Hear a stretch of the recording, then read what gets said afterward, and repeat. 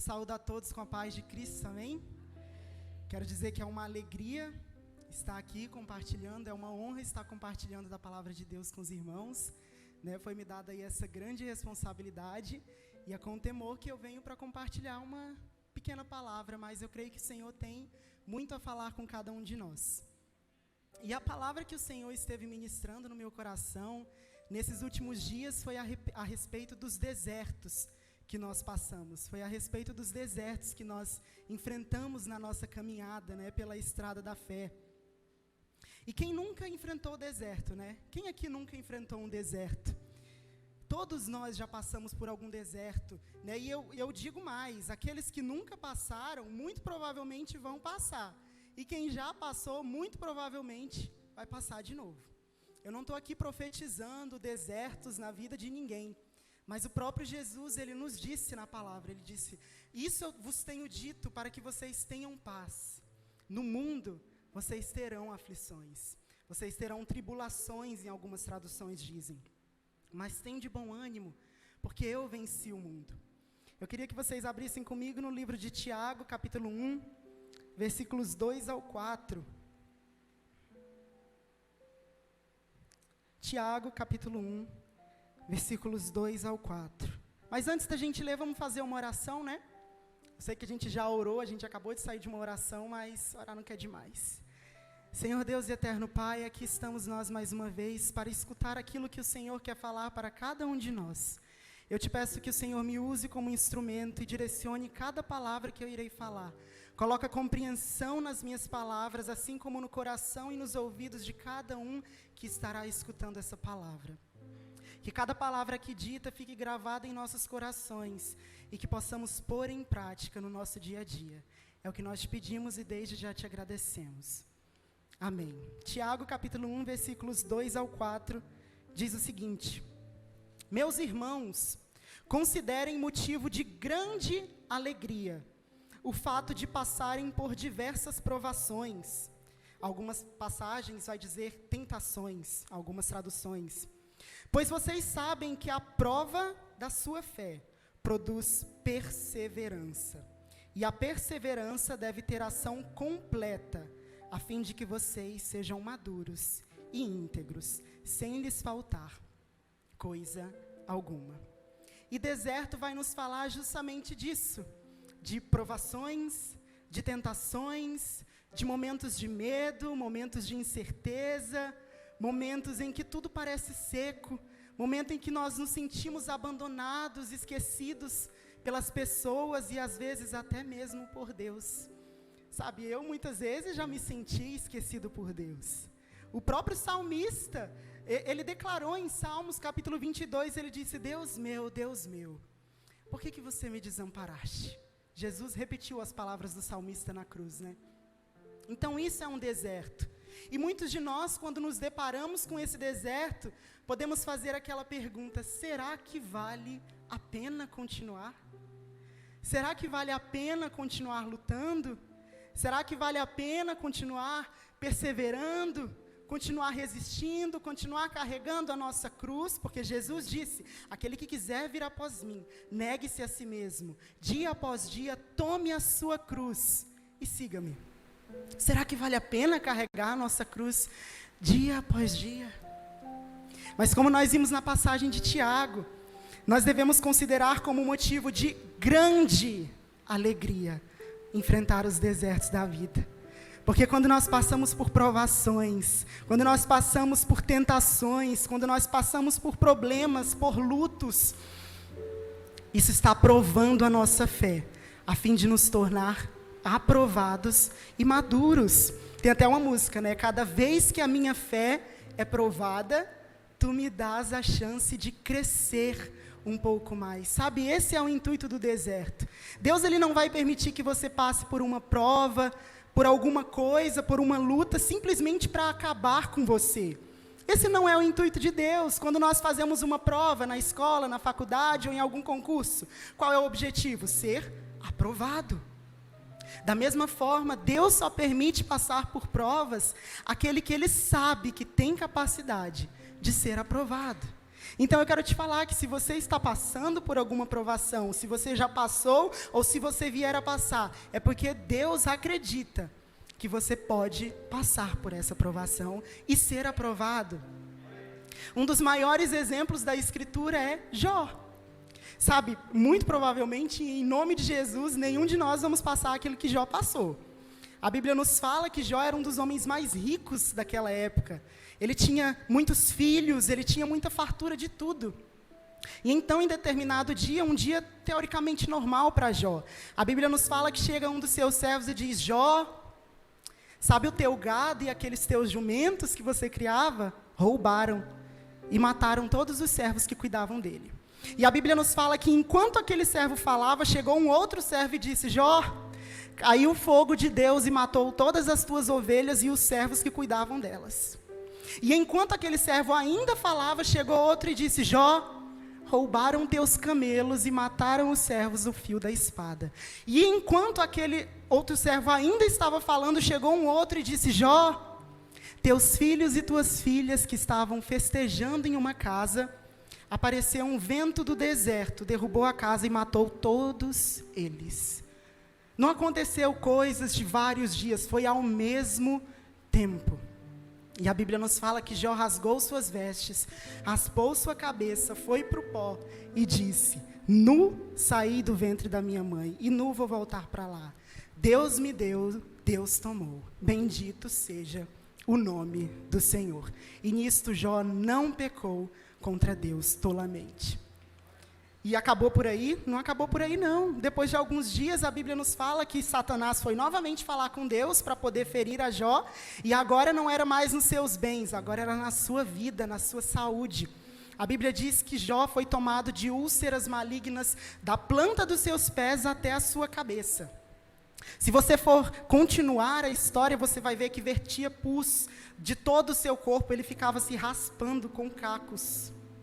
Ele estava tão magro, mas tão magro, que ele diz que a pele grudava em seus ossos. As pessoas mais desprezadas daquela cidade zombavam de Jó. Então, Jó passou por um deserto que, em nome de Jesus, nenhum de nós vamos precisar passar.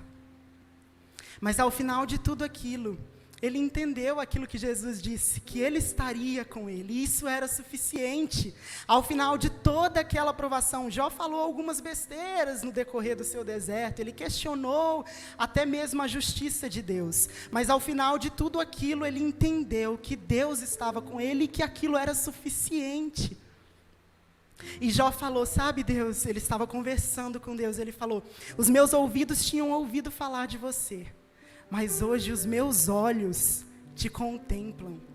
E por causa disso eu desprezo a mim mesmo e me arrependo no pó e na cinza. Olha a intimidade que Jó chegou com Deus.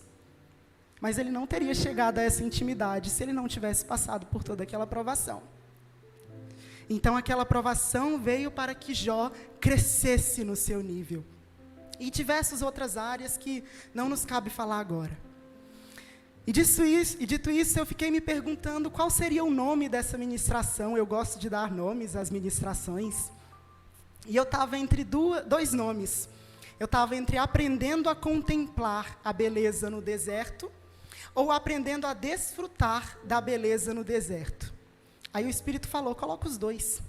Aí eu coloquei assim: aprendendo a contemplar e a desfrutar da beleza no deserto. E a partir de agora a gente vai falar sobre alguns tópicos que nós podemos contemplar no deserto. A primeira coisa é: deserto é um lugar de se descobrir a identidade. O texto base está lá em Êxodo capítulo 3, infelizmente não vai dar para a gente ler, porque é um texto bem grande, mas eu sugiro que você, quando chegar em casa, medite nessa palavra, é uma palavra poderosa. Mas o nome Êxodo, ele vem da tradução grega do Antigo Testamento, a Septuaginta. Só que esse não é o nome original desse livro. O nome hebraico desse livro é Shemot, que significa nomes. O nome de Êxodo em hebraico é nomes. E nomes nos remete ao quê? À identidade. E é justamente sobre isso que esse livro vai estar tratando, sobre identidade. Quando eu percebi isso, meu olhar sobre Êxodo mudou completamente. E eu quero te aconselhar, a partir de agora, quando você for meditar no livro de Êxodo, comece a meditar com um olhar de um livro que está tratando sobre identidade. Identidade de quê? Em especial do povo de Deus, que passara vários anos sendo escravizado pelo Egito, 420 anos, ou foi 430, não me recordo direito. Mas passaram muitos anos em uma terra estrangeira e acabaram perdendo a sua identidade. Quem eram eles? Quem eram eles? Eles não sabiam, eles não se recordavam que eles eram o povo escolhido de Deus para abençoar todas as outras nações. Isso é comprovado no fato, por exemplo, quando Moisés e Arão vão falar com Faraó, dizendo que o Senhor tinha ordenado que libertassem o povo israelita, e Faraó disse: quem é o Senhor para que eu obedeça? E então Faraó começou a impor trabalhos ainda mais pesados para os israelitas, que já estava pesado. Ele começou a cortar os materiais para os israelitas fazerem tijolo, mas continuou exigindo a mesma quantidade de tijolo. Ou seja, os israelitas tinham que se virar. E a Bíblia nos fala que os israelitas foram falar com Faraó. Eles foram clamar para quem escravizava eles, né? E então, quando eles se encontraram com Moisés e Arão, eles falaram: Deus seja juiz entre nós dois, porque vocês atraíram o ódio do povo egípcio para a gente. Ou seja, aquele povo, ele não estava preocupado em sair do Egito, em ser livre. Ele só queria que a escravidão diminuísse um pouquinho, só queria que a escravidão fosse mais leve. Isso é coisa de gente que não tem identidade firmada. Onde já se viu, nós não devemos ficar tentando diminuir a escravidão. Nós devemos clamar para sermos livres. Porque se verdadeiramente o Filho vos libertar, vós sereis livres. Nós somos chamados para ser livres em Cristo. E aquele povo tinha perdido completamente isso. Mas antes de tratar com a identidade de Israel, Deus precisava tratar com a identidade do líder dele, Moisés. Falando um pouquinho a respeito da história de Moisés, nós vemos que, ao nascer, Moisés ele teve que ser escondido por sua mãe, né, por causa de um líder político daquela época. E, na verdade, essa história ela se assemelha muito com o nascimento do próprio Cristo. Porque, se nós formos ver Moisés, naquela época, o povo israelita estava crescendo demais. E Faraó começou a se sentir ameaçado, então mandou que matassem todos os filhos homens. Esse foi o contexto que Moisés nasceu. Da mesma forma, na época de Jesus, um líder político também, Herodes, quando recebe a notícia dos magos de que nasceria um rei, de que havia nascido um rei, que poderia ameaçar o poder de Herodes, né? Então ele vai lá e manda matar todos os filhos também. Foi nesse contexto que Jesus também nasceu. Então, existem muitos paralelos na história de Moisés e Jesus, até porque Moisés foi um libertador político, ele foi libertar o povo israelita da escravidão do Egito, e Jesus é um novo libertador espiritual, ele veio nos libertar da escravidão do pecado. Na verdade, se nós formos avaliar as histórias desses grandes homens de Deus, todas elas já têm um reflexo em Cristo, na história de Cristo. Por exemplo, José, ele foi traído pelos seus irmãos, ele foi vendido, ele passou por diversas injustiças e tudo isso por um bem maior, que era salvar um grande povo no caso da fome. Da mesma forma, Jesus foi traído, Jesus foi vendido, Jesus teve que passar por diversas injustiças para que ele salvasse um grande povo. Josué também, a Bíblia nos fala que Josué, depois que Moisés morreu, foi o responsável por conduzir o povo à terra prometida, ao descanso que Deus havia prometido. Mas o autor de Hebreus diz que não foi Josué que concedeu o descanso ao povo de Deus, mas o novo Josué. Isso porque Josué e Jesus têm origem no mesmo nome, que significa Yahvé é salvação. Então, Jesus é aquele líder responsável para nos conduzir ao descanso de Deus. Então, se nós formos avaliar como eu sempre falo, a Bíblia toda aponta para Jesus, até mesmo indiretamente, até mesmo na história desses grandes homens de Deus. Mas então, né, Moisés teve que ser escondido, só que chegou um momento que não dava mais para ele ser escondido. Então, a Bíblia nos fala que sua mãe colocou ele dentro de um cesto e colocou na beira do rio. E então, mandou que sua irmã, a irmã de Moisés, Miriam, observasse, né, Moisés ali durante toda a trajetória. Naquele caso, Arão ainda tinha 3 anos, cerca de 3 anos, porque Moisés e Arão tinham uma diferença de cerca de 3 anos, e ao que tudo indica, Miriam era a mais velha dos 3 irmãos. Então ela foi ali acompanhando Moisés durante toda a trajetória, e ali a Bíblia nos fala que a filha de Faraó, que foi se banhar no rio, ela viu aquele cesto e ela se compadeceu. Claro que foi uma ação divina, né? Porque o Faraó estava buscando matar os meninos, como que a filha dele iria se compadecer de uma pessoa que o pai dela estava tentando matar? Então ali foi uma ação divina, ela se compadeceu de Moisés. E então Miriam chega para ela e diz: você quer que eu vá atrás de uma serva hebreia para poder amamentar ele? Olha como Deus é poderoso. E então Moisés foi entregue para a própria mãe dele, e ali ele foi cuidado por ela até de certa idade, quando foi devolvido para a filha de Faraó, e a filha de Faraó chamou ele de Moisés, porque ele havia sido tirado das águas. E passado todo esse tempo, ao completar 40 anos, Moisés sente no seu coração de ir visitar seus irmãos. Ardia um chamado, o pastor já pregou inclusive sobre isso, ardia um chamado no peito de Moisés de que ele seria o libertador do povo israelita. Se você meditar em Atos capítulo 7, você vai ver bastante isso. Então Moisés sente no seu coração de visitar seu povo, o povo israelita, e então ele vê um egípcio contendendo contra um hebreu, e então ele vai lá e mata o egípcio, achando que o povo hebreu iria entender que a libertação deles iria vir pelas mãos de Moisés. Mas a Bíblia nos fala que no dia seguinte, quando Moisés vai visitá-los de novo, existem 2 hebreus que estão brigando, e Moisés tenta acalmar a ira deles. Mas a Bíblia nos fala então que aqueles hebreus falam: quem foi que te constituiu por príncipe e juiz sobre nós? Por acaso vai nos matar como você matou o egípcio? E então a Bíblia nos fala que Moisés teve muito medo e teve que fugir, não só do povo israelita, mas também da face de Faraó, que a essa altura já sabia que Moisés tinha matado um egípcio. E Moisés então fugiu para a terra de Midian. Ali ele habitou por mais 40 anos. E ao passar desses 40 anos, Moisés estava lá, apacentando o rebanho do seu sogro no deserto, quando ele tem encontro com um anjo do Senhor. Quem é esse anjo do Senhor? É uma figura muito icônica, que ela inclusive nunca mais apareceu, pelo menos não nessa forma, no Novo Testamento. Mas a Bíblia não diz 100% de certeza quem é esse anjo do Senhor. Mas se a gente analisar algumas passagens em que esse anjo aparece, a primeira vez que ele aparece, por exemplo, é para Agar, a serva egípcia de Sara. Ele aparece para Agar, e enquanto Agar estava fugindo de Sara, ele diz: Agar, não faz isso, volta para a tua senhora, se sujeita a ela. E eu vou te dar um filho, vai nascer um filho aí do teu ventre, ele vai se chamar Ismael, porque Deus ouviu a tua aflição. Ismael significa Deus ouve. E então ali, aquela serva, ela disse: tu és El Roi, o Deus que me vê. Então o anjo do Senhor foi identificado como sendo o próprio Deus. Da mesma forma, quando ele se encontra com os pais de Sansão, em determinado momento os pais de Sansão perguntam: qual é o seu nome? E o anjo do Senhor declara: por que vocês perguntam o meu nome? Visto que é secreto. Em outras traduções vai dizer: visto que é maravilhoso. Em outras traduções vai dizer: visto que está além do entendimento humano. Então, voltando para a parte da sarça ardente, esse anjo do Senhor, versículos depois, se identifica como o próprio Senhor. E ele diz: eu sou o Deus de teu pai, o Deus de Abraão, o Deus de Isaque, o Deus de Jacó. E ali Moisés começa a conversar com aquele anjo, com o anjo do Senhor, e o anjo do Senhor mostra e manda Moisés voltar para o Egito, para que pudesse libertar o povo israelita.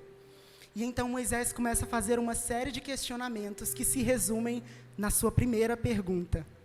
Ele diz: quem sou eu para que vá a Faraó e para que tire os filhos de Israel no Egito? Hoje o pastor estava falando na palavra dos dízimos para a gente não ter esse pensamento. Era exatamente o pensamento que Moisés estava tendo. Quem sou eu para que volte ao Egito? Sabe, Moisés já tinha queimado uma vez o desejo de libertar o povo israelita. Mas depois de tudo que ele passou, ele estava completamente perdido na sua identidade. Quem era ele? Ele era um egípcio? Ele era um israelita? Ele era um midianita? Ele era um assassino, ele era um juiz, ele era um libertador? Quem era ele? Moisés não se achava digno de aparecer para Faraó, alguém que ele mesmo tinha fugido há alguns anos atrás. era um novo faraó, mas o ódio poderia permanecer o mesmo. Moisés não se sentia digno de aparecer para o povo que uma vez tivera rejeitado ele. Como que ele ia aparecer para o povo que rejeitou ele? E ali Moisés questionou isso: quem sou eu? Quem sou eu? E ali no deserto, talvez o maior que Moisés já enfrentou, não só um deserto físico que ele estava, mas um deserto na sua vida, na sua identidade. Deus começa a tratar com a identidade de Moisés. E ele meio que ignora o questionamento de Moisés e ele diz: certamente eu serei contigo. É isso que Deus diz. Essa é a primeira coisa que nós temos que entender. Não importa quem nós fomos no passado, o quanto nós já fomos rejeitados, o quanto nós já erramos, nada se resume a nós, mas o que importa é que Ele está conosco nos desertos que nós enfrentamos. E tudo é dele, por Ele e para Ele. E ali o Senhor revela a sua própria identidade. Ele diz: eu sou o que sou. Diga ao povo israelita que eu sou, me enviou a vós. Que o Senhor me enviou a vós. Senhor é o nome pessoal de Deus. É o tetragrama YHWH, que significa Ele é. Essa é a identidade de Deus. Ele é. Ponto. Então ali Moisés começa a descobrir a identidade de Deus, a identidade do Senhor. E é engraçado que essa passagem se reflete lá na passagem que Jesus estava falando a respeito de Abraão, né, da fé de Abraão, que ele viu o dia do Messias. Então o povo começa a questionar: você não tem nem 50 anos, como é que você viu Abraão? E o Senhor Jesus disse: antes de Abraão nascer, eu sou. Então ali Jesus ele toma a identidade de Deus para si mesmo. Ali ele está afirmando a sua identidade divina. Mas por que nós estamos falando isso? Porque nós precisamos entender uma coisa: para que a gente entenda e descubra a nossa identidade, nós precisamos entender e descobrir a identidade de Deus. Como o próprio pastor falou já hoje aqui, nós somos feitos à sua imagem e semelhança. E quando nós passamos a contemplar Jesus, nós passamos a entender quem nós somos. Segunda coisa: deserto é um lugar de ser saciado. Vou dar uma apressada. O texto base está lá em Êxodo capítulo 16. Você pode meditar depois. Mas algum tempo após saírem do Egito, né, o povo ele começa a murmurar contra Moisés e contra Arão, dizendo que eles não tinham comida ali, que era melhor eles terem morrido pela ira de Deus no Egito, porque lá eles tinham fartura de comida, eles tinham muita carne, muito pão, e eles começam a reclamar por causa da fome. E a Bíblia nos fala que o Senhor fala para Moisés: eu vou dar pão para eles. E então é onde aparece aquilo que nós conhecemos como maná, que significa: o que é isso? Porque quando os filhos de Israel viram aquilo, eles perguntaram: o que é isso? E aí Moisés falou: esse é o pão que Deus vai dar para vocês. Mas essa passagem, ela é explicada mais detalhadamente por Jesus, lá em João capítulo 6. Jesus está dizendo: olha, não foi Moisés que deu o pão do céu para vocês, mas é o Pai que vos dá o pão dos céus, aquele que desce dos céus para dar vida. E aquela multidão começou a falar: nós queremos esse pão. Que pão é esse? Jesus falou: eu sou o pão da vida. Esse é o primeiro dos 7 eu sous de Jesus no livro de João, né? O pastor até já pregou uma vez sobre os 7 eu sous, né?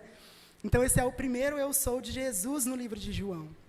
Então nós temos que entender que deserto é um lugar de entender que nem só de pão viverá o homem, mas da palavra que vem da boca de Deus. E sabe o que é mais impressionante? Porque a Bíblia identifica Jesus como a palavra de Deus. Então, o deserto é lugar de comer de Jesus, de se desfrutar em Jesus. Existe outra passagem lá em Êxodo capítulo 17, Números capítulo 20, em que o povo começa a reclamar de novo. Dessa vez não era mais por fome, mas era por sede. Ah, mas o Senhor nos tirou do deserto para morrer de sede, nos tirou do Egito para morrer de sede no deserto. Então a Bíblia nos fala que o Senhor o quê? Fez sair água da rocha. Mas o que tinha de tão especial naquela rocha? Eu quero que vocês abram comigo rapidinho, lá em 1 Coríntios capítulo 10, versículos 1 ao 4. O que tinha de tão especial naquela rocha que saía água? A Bíblia nos fala o seguinte: além disso, irmãos, eu não quero que ignoreis que todos os nossos pais estiveram debaixo da nuvem, e todos passaram pelo mar, e todos foram batizados em Moisés, na nuvem e no mar, e todos comeram do mesmo alimento espiritual, e beberam de uma mesma bebida espiritual, porque eles bebiam da rocha espiritual que os seguia, e a rocha era Cristo. Era Cristo que estava lá disfarçado de rocha e Moisés batendo no coitado. Sabe, o que significa isso? Isso significa que aquela rocha nada mais era do que uma prefiguração de Cristo, a verdadeira fonte de água viva. Se nós formos meditar lá em João capítulo 4, a Iris até pregou uma certa vez sobre João capítulo 4 aqui, né? E se nós formos ver, Jesus se identifica como a fonte de água viva. Ele diz que quem beber dele nunca mais terá sede, mas dentro dele fluirá uma fonte de água viva que vai para a vida eterna. Aí talvez você se pergunte, o que é essa água viva? Por muitas vezes eu já me perguntei o que é essa água viva. Será que é uma água espiritual? Mas a Bíblia nos dá essa resposta. Lá em João capítulo 7, Jesus fala quase a mesma coisa. Ele diz, olha, eu sou a fonte, quem beber de mim nunca mais terá sede. Mas como diz a Escritura, do seu interior fluirão rios de água viva. Aí entre parênteses, e ele disse isso acerca do Espírito Santo, que seria derramado sobre todos aqueles que nele creem. Quantos aqui creem em Jesus? Aleluia! Então você tem um rio de água viva dentro de você. Você tem o Espírito dentro de você. E o deserto não é só um momento de comer do pão que é Jesus, mas também de se saciar na água que é o Espírito Santo. Deserto é um local de conhecer a Deus e de revelar a nossa identidade. E é um deserto de se saciar em Deus, sabendo que Ele é suficiente para todas as nossas lutas. Terceiro tópico, penúltimo, já estamos quase finalizando. Jesus também passou pelo deserto e foi aprovado. Talvez você em alguns de seus desertos tenha afirmado, mas falar é fácil. Você não sabe o que eu estou passando, você não sabe o que eu passei. De fato, eu não sei o que você já passou na sua vida, mas eu sei de uma pessoa que sabe muito bem. Abre comigo lá em Deuteronômio, capítulo 8, livro de Deuteronômio, capítulo 8, versículos 2 e 3. Deuteronômio, capítulo 8, versículos 2 e 3, diz assim: E te lembrarás de todo o caminho pelo qual o Senhor teu Deus te conduziu esses 40 anos pelo deserto, para te humilhar e para te provar, para saber o que havia em teu coração, se guardarias os seus mandamentos ou não. E ele te humilhou, permitiu que tivesses fome e te alimentou com o maná, que não conhecias, nem teus pais conheciam, para que soubesses que o homem não vive apenas de pão, mas de toda palavra que procede da boca do Senhor. Viverá o homem. Mas o que isso tem a ver conosco? Eu vou ler lá em Mateus 4, e você vai ver uma grande comparação com essa passagem. Então, Jesus foi conduzido pelo Espírito ao deserto. Foi conduzido aonde? Para o deserto. Para ser tentado pelo diabo. E quando ele jejuou 40 dias e 40 noites, e teve fome. A palavra de Deuteronômio diz que Deus permitiu que eles tivessem fome. E quando veio a ele o tentador, disse, se tu és o filho de Deus, ordena que estas pedras sejam feitas pães. Mas ele respondendo disse, está escrito, nem só de pão viverá o homem, mas de toda palavra que procede da boca de Deus. Talvez você não esteja entendendo, mas o que eu quero falar aqui é que Israel passou 40 anos no deserto, sendo tentado, sendo provado, mas ele foi reprovado, ele foi falho. Mas Jesus, a personificação da justiça de Deus, tendo que cumprir toda a justiça de Deus, passou 40 dias sendo tentado, sendo provado, mas a diferença é que ele foi aprovado. A Bíblia nos fala que Jesus passou por tudo, que ele em tudo foi tentado. Ele conhece nossas tentações. A Bíblia nos fala que ele foi homem de dores, que sabe o que é padecer, desprezado, humilhado, mais rejeitado entre os homens. Ele foi traído, ele foi negado, ele foi espancado, e tudo isso por amor, para que ele pudesse se identificar conosco e se tornar um sumo sacerdote misericordioso que entende a nossa dor. Olha que prova de amor. O Deus Todo-Poderoso se esvaziou e se tornou o homem semelhante a um de nós, para que pudesse passar pelos nossos sofrimentos, até mesmo aqueles que nós deveríamos passar, como a morte pelo pecado. Ele teve que passar pela morte, apesar de ele não ter pecado. Então, ele sofreu de tudo, para que ele pudesse se identificar com a nossa dor e entender a nossa dor. E a Bíblia nos fala, no Antigo Testamento, o sumo sacerdote, os sacerdotes, eles tinham o papel de interceder pelo povo. E assim é Jesus. Ele está à direita do Pai e intercede por cada um de nós, dia e noite.